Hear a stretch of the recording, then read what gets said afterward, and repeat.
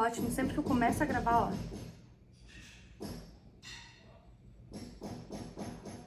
Olá, leitores e leitoras, tudo bem com vocês? Meu nome é Isadora Rinert, esse aqui é o canal Batalhas Literárias. E hoje a gente vai continuar a série Bússola, da Brittney St. Cherry. Eu postei um vídeo esses dias falando sobre Tempestades do Sul, que é o primeiro livro dessa série. E hoje a gente vai falar sobre o segundo. Então aperte os cintos, roda a vinheta e a gente já fala sobre ele.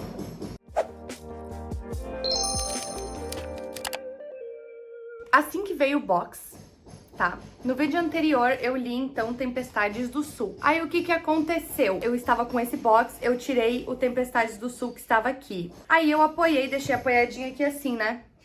Aí eu, vou ler o segundo, porque acabou a luz aqui em Porto Alegre. Aí, tipo, eu literalmente fiquei 2 dias sem luz, sem internet, sem comunicação com o mundo externo, sem nada. Eu pensei, vou ler o resto da série. Aí peguei assim e comecei a ler. Não me liguei que eu tinha pego o livro que tava aqui, né? Ele era assim. Aí o que eu fiz? Fui ler o último. Aí li o primeiro, o último. Aí eu... Ai, que legal, porque o casal que eu tinha lido aparece aqui. Mas tem outros casais, mas tudo bem, tipo, certo, só são coadjuvantes da história. Daí fui ler esse aqui, porque daí ele tava assim, né? Aí eu li esse, aí depois eu fui ler esse, daí eu... Talvez tenha uma ordem. Olha que loucura. Aí eu me toquei que eu li o primeiro, o último, comecei o terceiro, aí eu deixei de ler o terceiro pra ler realmente o segundo, né? Porque eu não sabia se influenciava na história ou não, então eu li o primeiro, o quarto, comecei o terceiro, li depois o segundo, aí o terceiro. Então assim, hoje nós vamos falar sobre o segundo livro da série, tá? Só um momento. Então hoje a gente vai falar sobre o Luzes do Leste, que é o segundo livro da série Bússola, da Brittney Cherry. E essa aqui é a autora, ela é linda, maravilhosa, perfeita, sem defeitos nenhum, ela é linda aqui, ó. Maravilhosa. E, então, Luzes do Leste. Como sempre, esse vídeo vai ser dividido em 4 partes, ao som maravilhoso de obras. Vai ser dividido em 4 partes, sendo sinopse, considerações iniciais, considerações finais e spoilers. Então, vai ser avisado antes de começar os spoilers. Caso tu goste de saber o que acontece no final do livro, então tu fica. Mas não é necessário pra tu ter vontade de ler esse livro e essa série inteira. Lembrando que eu vou fazer um vídeo sobre cada um dos livros e aí no final eu vou fazer um puxadão dos 4 livros juntos, ok? Então vamos para sinopse. Nada melhor que uma festa para curar um coração partido. Se for Halloween, então, perfeito. Lá, a Laia pode ser apenas Chapeuzinho Vermelho e não a estudante que sonha em ser uma grande jornalista. Só que, em vez do caçador, ela é resgatada pelo Capitão América. Como bom super-herói, ele percebe que a mocinha precisa ser salva e juntos têm uma noite mágica. Mas assim que amanhece, cada um segue seu rumo, sem revelar nomes para não quebrar o encanto. Até que, 2 anos depois, ela tem a oportunidade de conquistar sua tão aguardada promoção, mas para isso precisa conseguir uma entrevista exclusiva com o solteiro mais cobiçado e mais reservado de Nova York, Connor Rowe. Para o mundo, ele é o empresário mais rico e bem-sucedido do momento. Para Laia, ele é o super-herói que tocou seu coração naquela noite inesquecível. Vamos lá, considerações iniciais.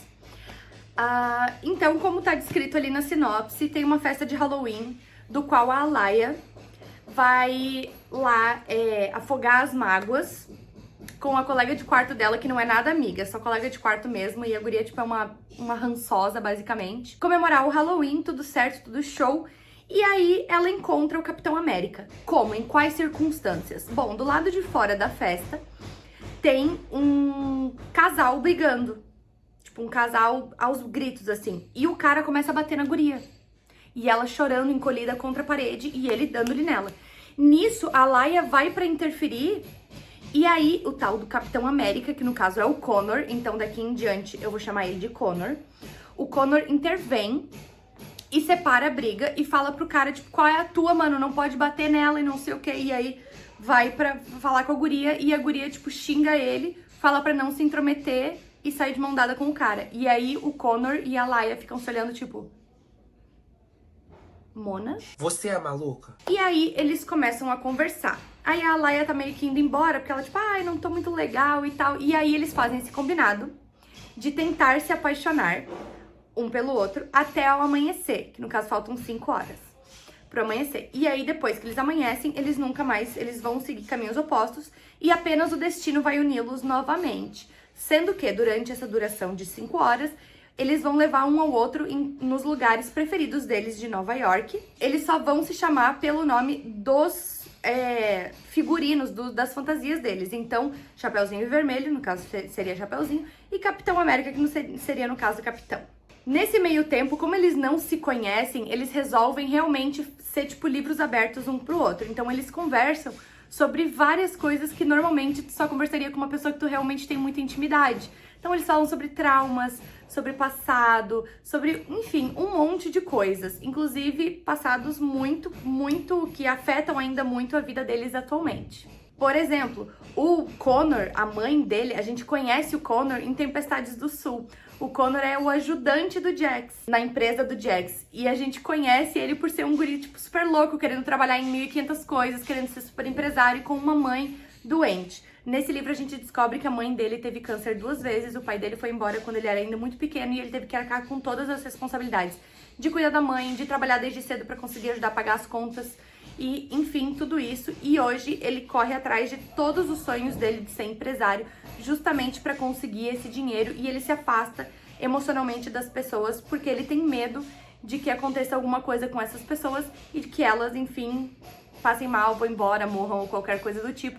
E ele sofra tanto quanto ele sofreu com a mãe dele e ter aquele medo de quando a mãe dele estava doente, de ter medo dela morrer, apesar de atualmente ela estar em remissão. Já a Alaia, no caso a Chapeuzinho, ela fala sobre como ela pulou de abrigo em abrigo desde criança, ela foi abandonada pelos pais, ela foi adotada por várias famílias, depois devolvida, enfim, ela teve vários traumas até que ela passou a ser, tipo, por conta. E existia uma pessoa que cuidava muito dela, que ajudou ela nos primeiros passos da vida dela e realmente tirou ela da rua, deu comida pra ela, enfim, mas que hoje ela tem totalmente essa dificuldade de estar sozinha. Ela quer desesperadamente ser amada por alguém. Eles então passam ali aquela madrugada juntos, eles se despedem, eles realmente gostam um do outro, eles se despedem ali no nascer do sol e cada um segue o seu rumo, e é isso aí. O Connor volta pros trabalhos, para as empresas dele.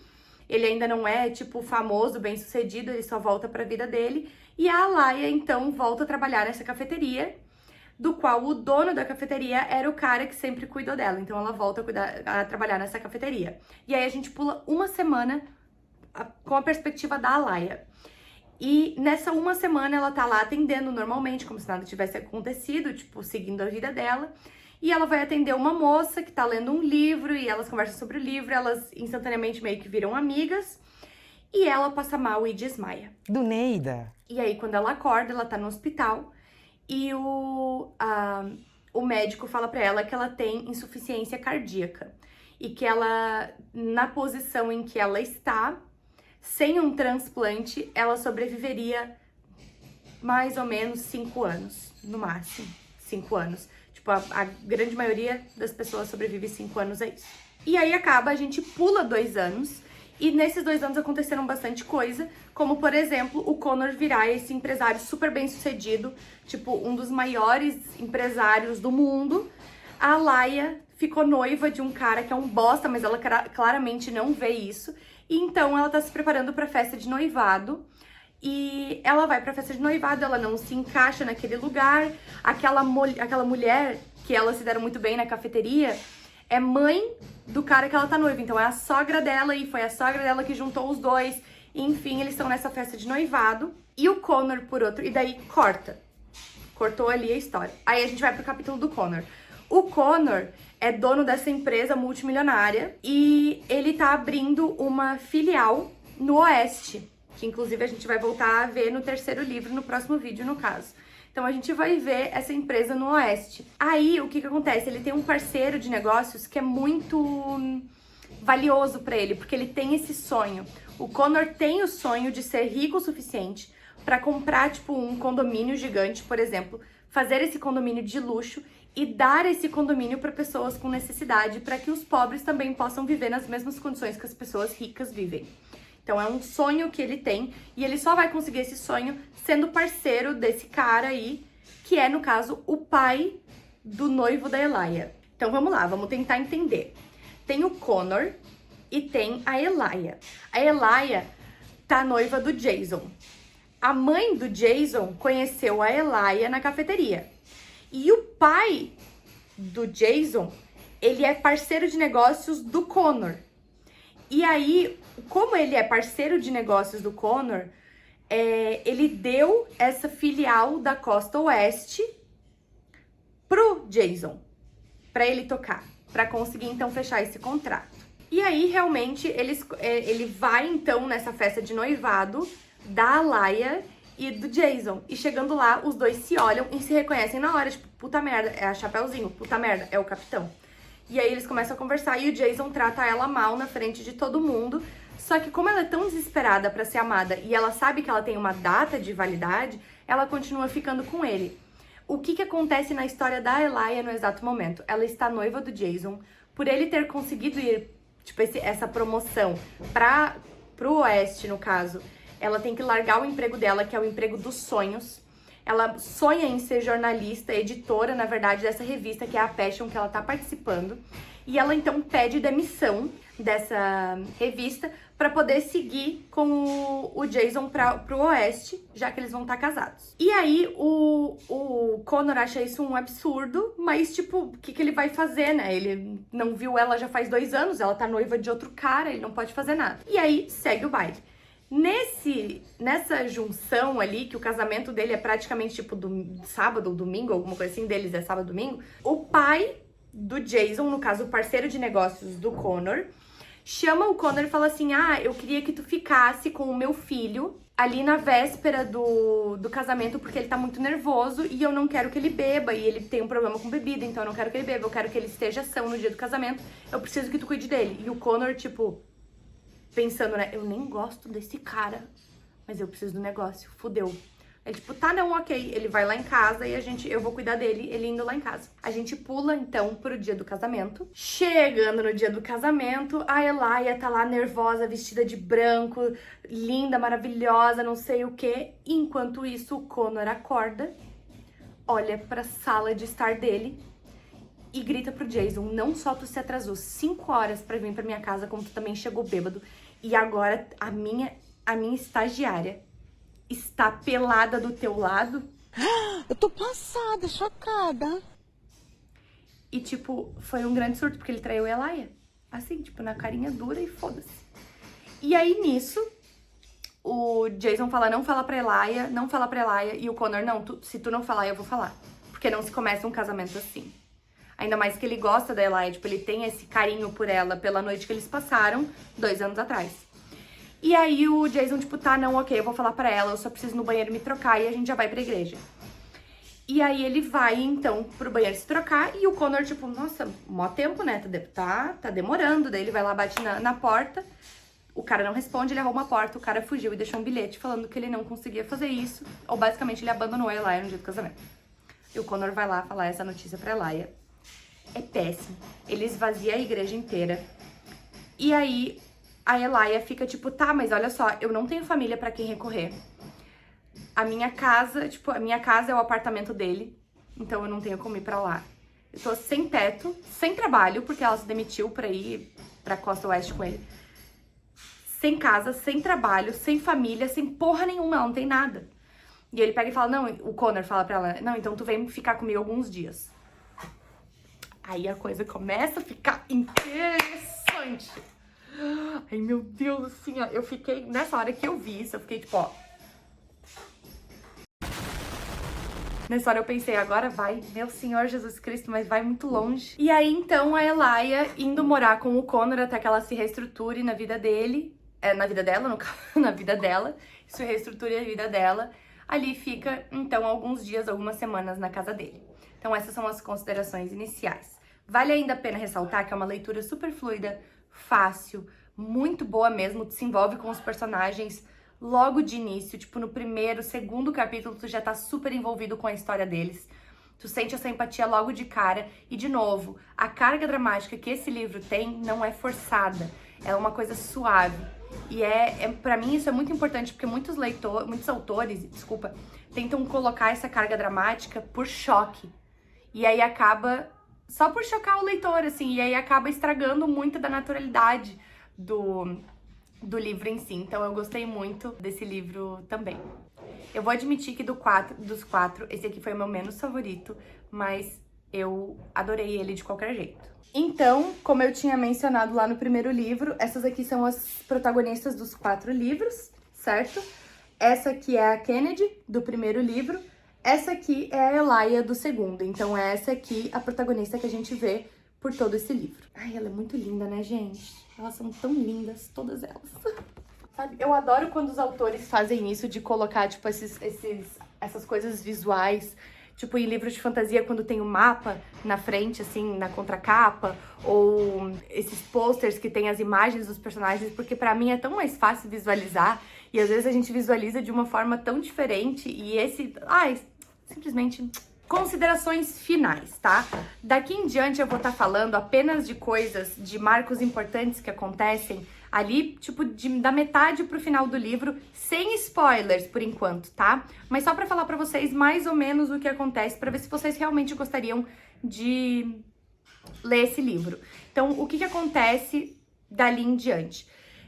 O Connor e a Elaia ficam super próximos, obviamente, eles entram em um relacionamento e ela não conta pra ele dos problemas de coração que ela tem. Então, o Connor, ele não sabe de nada do que tá acontecendo com a saúde da Elaia, certo? Mas eles se relacionam muito bem, e os sonhos dele começam a mudar um pouco, porque ele para de colocar toda a prioridade ali no trabalho e dá um pouco de prioridade pra ela. Qual que é a grande sacada?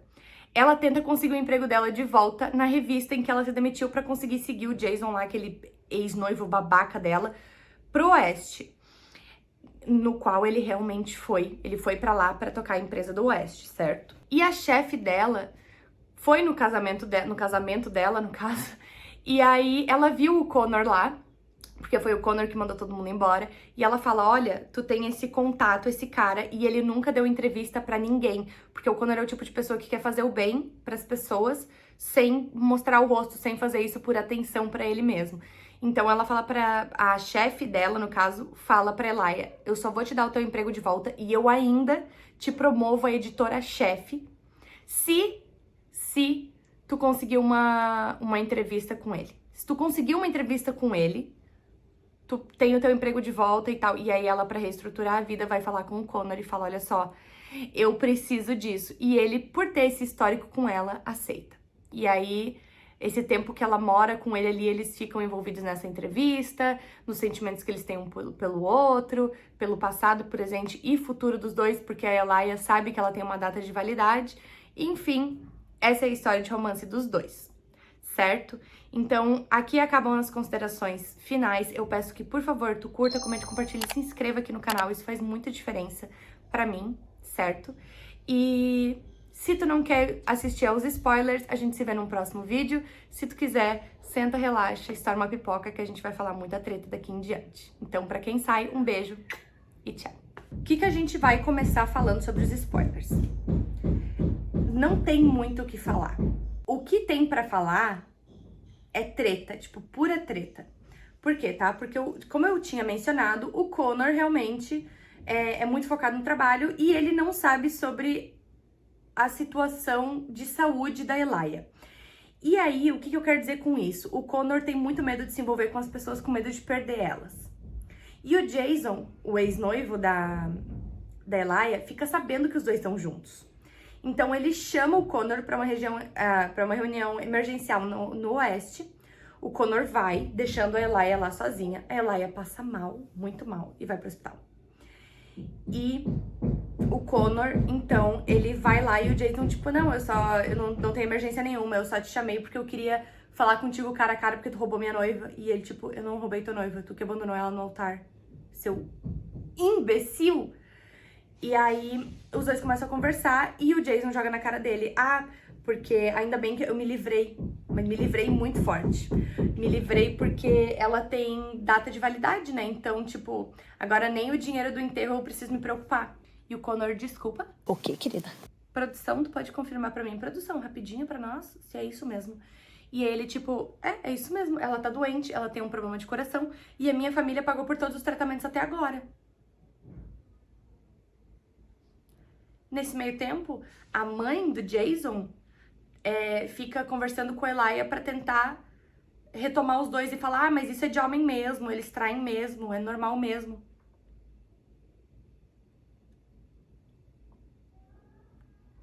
E aí o Connor então fica puto da vida, volta e termina com a Elia e fala tipo, não, olha só, a gente tá indo rápido demais, isso não tá funcionando pra mim, porque a gente pode ficar só amigo enquanto a entrevista não tá pronta. E a Elia nesse meio tempo fica tão mal que ela precisa ir pro hospital. E o médico fala pra ela, olha, basicamente, tipo, acabou assim, tu não tem mais tempo. O que tu precisa agora e o que tu precisa muito é de um transplante. Se tu não conseguir um transplante, acabou pra ti. Só que acontece, pra ela conseguir um transplante, ela precisa de um acompanhante. Esse acompanhante era a ex-sogra dela, no caso, que é a Marie. E aí a Marie joga isso na cara dela. Ela fala, tu precisa de mim por perto, porque eu era tua acompanhante de transplante. Se tu não me tiver por perto, tu não consegue transplante. E aí nisso, o Damon, que esse nome também... Não é Damon, é Damien. Damien. Só que o Damien, que é o assistente do Connor, que agora o Connor parou de ser assistente do Jax e agora ele tem um assistente, que é o Damien, que é o protagonista do terceiro livro. E o Damien, ele é muito importante pra história, num todo, assim, ele aparece na história inteira como o cara que só usa preto, é super fechado e ele sabe ler as pessoas logo de cara, assim. Ele vê muita bondade na Elia, porque ela é um poço de bondade, aparentemente. Todas as protagonistas são, nessa série, um poço de bondade. E aí, então, ele se oferece pra ser o acompanhante de transplante dela e ela aceita. E nisso, ela não vê mais nada do Connor. E ela, tipo, tá, mas foi o Connor que te mandou aqui? E ele, tipo, não foi o Connor que me mandou aqui. Eu vim pra cá, porque eu também passei por todo o processo de adoção que nem tu, vivi correndo de abrigo em abrigo que nem tu, e eu sei como é que é difícil, e eu tô aqui do teu lado se tu precisar. E aí eles ficam ali todos os dias, né, ele vai acompanhar ela no hospital, eles conversam, tá? Enfim, segue a vida, segue o baile. E o Connor só fica do lado de fora realmente esperando. Então ela fica 25 dias na UTI, o Damien passa todos os dias lá com ela, e o Connor fica na sala de espera, só realmente ali, né? Ele odeia hospitais por conta do que ele passou com a mãe dele, mas ele fica ali mesmo assim na sala de espera esperando ela receber um coração. E depois de 25 dias sai a matéria na revista Passion, ali da entrevista que ela fez com o Connor, e ao mesmo tempo ela ganha um coração. Ela consegue um coração. Então daí ela faz o transplante, ela e o Connor ficam juntos no final, como todos sempre, no caso, né? Eu achei muito filha da putagem ele abandonar ela quando ela mais precisava, mas, né, vida. E é basicamente isso. Então eles ficam juntos no final, ela conhece a família do doador, eles vivem felizes pra sempre. E o que acontece? Jason é basicamente demitido. O Connor chega pra ele e fala, olha só, tu é um grandíssimo filho da puta, eu quero que tu saia. E aí ele, tipo, mas eu não vou sair, porque o meu pai tem empresa, ele tem tanto por cento da empresa, e agora que tu passou essa parte do Oeste pra mim, a gente é majoritário. E aí, então, o Damien, que é conhecido como coveiro, porque ele desenterra os podres de todo mundo, acha podres sobre o parceiro de negócios lá, o pai do Jason, no caso, do Connor, e mostra pra ele, fala, olha só, tu vai passar tudo que tu tem pra gente agora, senão isso aqui vai sair a público. E ele passa, e aí quem que vai cuidar da costa oeste lá? O Damien que vira então o protagonista do terceiro livro. E é sobre isso, e tá tudo bom. Então esse é o livro. Espero que tu tenha gostado. A gente se vê no próximo, que também vai ser sobre essa série. Um beijo e tchau.